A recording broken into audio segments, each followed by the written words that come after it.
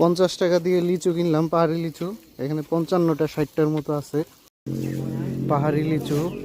সবাই সকালবেলা লিচু তুলে নিয়ে আসছে, এখন এগুলো আবার বিভিন্ন বাজারে চলে যাবে, মার্কেটে চলে যাবে।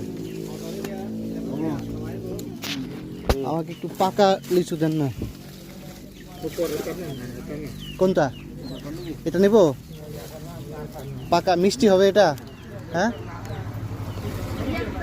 পাহাড়ি লিচু মিষ্টি হবে না? কত কত?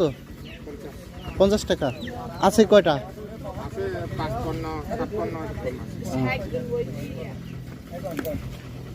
এগুলো যাবে কোথায়? মানে এগুলো কোথায় যাবে? ঢাকা শহরে? শহরে চিটাগং।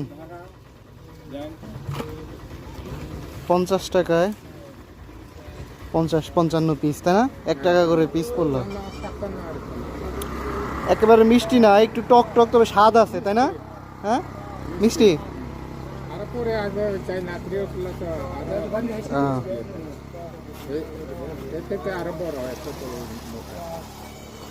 55টা লিচু 50 টাকা, পাহাড়ি লিচু। টেস্ট করে দেখলাম একটু টক, তবে স্বাদ আছে। এরপরেও ঢাকা শহরে তো এই কটা লিচু কিনতে গেলে কত টাকা লেগে যায়। এখানে 50 টাকায় মাত্র 55টা 60টা লিচু, মাত্র 50 টাকায়, কম কি? এখন এগুলো খাইতে খাইতে ঢাকা চলে যাবো। একটা বিষয় খেয়াল করলাম যে পাহাড়ের মানুষগুলা ওনাদের কাছ থেকে কিছু কিনলে, কয় টাকা দিয়া কিছু নিলে ওনারা খুব খুশি হয় এবং আচরণ অনেক ভালো করে। এমনিতেও ওনাদের আচরণ অনেক ভালো, পজিটিভ।